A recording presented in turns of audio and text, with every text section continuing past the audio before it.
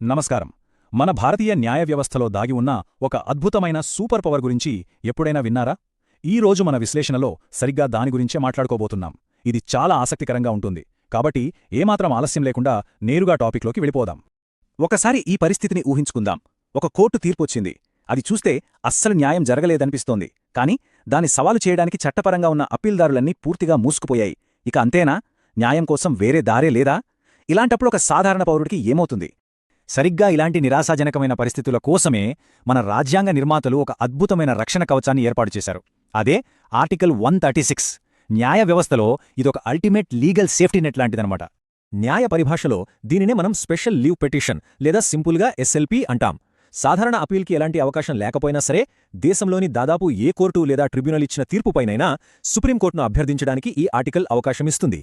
న్యాయాన్ని కాపాడడం కోసం సుప్రీంకోర్టు నేరుగా ఎంట్రీ ఇచ్చే పవరన్నమాటిది. అసలు ఇంత పవర్ఫుల్ అస్త్రం ఎలా పనిచేస్తుంది? అత్యున్నత న్యాయస్థానం ఈ అధికారాన్ని ఉపయోగించే విధానం వెనుకున్న ఆసక్తికరమైన మెకానిజం ఏంటో ఇప్పుడు డీటెయిల్గా తెలుసుకుందాం. ఆర్టికల్ 136కి ప్రధానంగా రెండు చాలా ముఖ్యమైన లక్షణాలున్నాయి. ఒకవైపు చూస్తే ఇది చాలా ఎక్స్ట్రార్డినరీ, అంటే దేశంలో ఏ మూల నుంచి వచ్చే అపీల్స్నైనా స్వీకరించేంత భారీ పరిధి దీనికుంటుంది. కానీ మరోవైపు ఇది పూర్తిగా డిస్క్రెషనరీ కూడా. అంటే అప్పీల్ చేయగానే దాన్ని విచారించడం ఆటోమేటిక్గా వచ్చే హక్కు కాదు. ఆ కేసుకు నిజంగా అంత ఇంపార్టెన్స్ ఉందా లేదనేది పూర్తిగా సుప్రీంకోర్టు విచక్షణ మీదే ఆధారపడి ఉంటుంది. దీని స్కోప్ ఎంత పెద్దదంటే, క్రిమినల్ కేసులు, సివిల్ వివాదాలు, సర్వీస్ మ్యాటర్స్, చివరకు కాంప్లెక్స్గా ఉండే ట్రిబ్యునల్స్ నిర్ణయాలు, ఇలా వివాదం ఏదైనా కింది కోర్టులో తీవ్రమైన అన్యాయం జరిగిందని అనిపిస్తే చాలు, సుప్రీంకోర్టు దానిపై నేరుగా జోక్యం చేసుకునేంత పవర్ దీనికుంటుంది. కానీ ఇక్కడ మనం ఖచ్చితంగా గుర్తుపెట్టుకోవలసిన ఒక అతి ముఖ్యమైన మినహాయింపు ఉంది. సాయుధ దళాలు లేదా మిలిటరీ ట్రిబ్యునల్స్ ఇచ్చే తీర్పులపై మాత్రం ఎస్ఎల్పి ద్వారా సుప్రీంకోర్టును ఆశ్రయించడానికి అస్సలు వీల్లేదు. జాతీయ భద్రత, రక్షణ దళాల క్రమశిక్షణ దృష్ట్యా పెట్టిన ఈ ఒక్క ఎక్సెప్షన్ మినహాయిస్తే మిగతా అన్ని చోట్ల ఈ పవర్ వర్తిస్తుంది. అసలు ఈ ప్రాసెస్ ఎలా జరుగుతుందో చూద్దాం. ఫస్ట్ స్టెప్, ఏదైనా కింది కోర్టు లేదా ట్రిబ్యునల్ ఒక తీర్పు ఇస్తుంది. సెకండ్ స్టెప్, ఆ తీర్పుతో అన్యాయం జరిగిందనిపించిన సాధారణ అప్పీల్కి ఎలాంటి దారి ఉండదు. ఇక ఫైనల్ స్టెప్గా నేరుగా సుప్రీంకోర్టులో ఈ స్పెషల్ లీవ్ పిటిషన్ దాఖలు చేస్తారు. చాలా సింపుల్గా అనిపిస్తుంది కదూ? అయితే ఇంతటి విస్తృతమైన అప్పీల్ అధికారాన్ని అత్యున్నత న్యాయస్థానానికి ఎందుకు ఇవ్వాల్సి వచ్చింది? రాజ్యాంగంలో దీనికి ఇంతటి ప్రాముఖ్యత ఎందుకుందో ఇప్పుడు అర్థం చేసుకుందాం.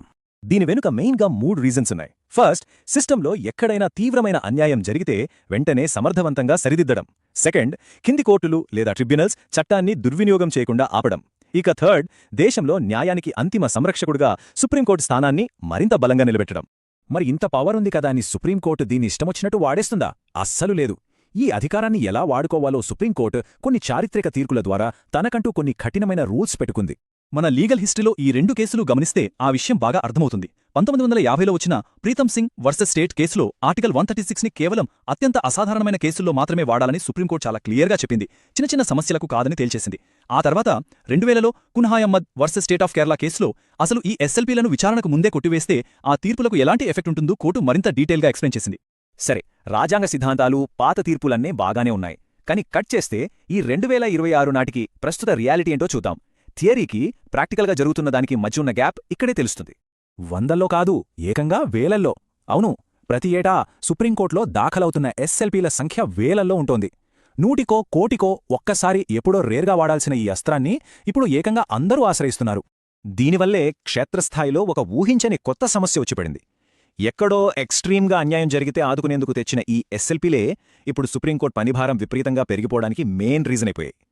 అత్యున్నత న్యాయస్థానం తన టైం అంతా వీటికే ఎక్కువగా కేటాయించాల్సొస్తుంది. మరి ఇప్పటివరకు మనం ఏమేం తెలుసుకున్నామో ఒక్కసారి క్విక్గా రివైజ్ చేసుకుందాం. ఆర్టికల్ 136 అనేది ఒక ఎక్స్ట్రార్డినరీ అండ్ డిస్క్రిషనరీ పవర్.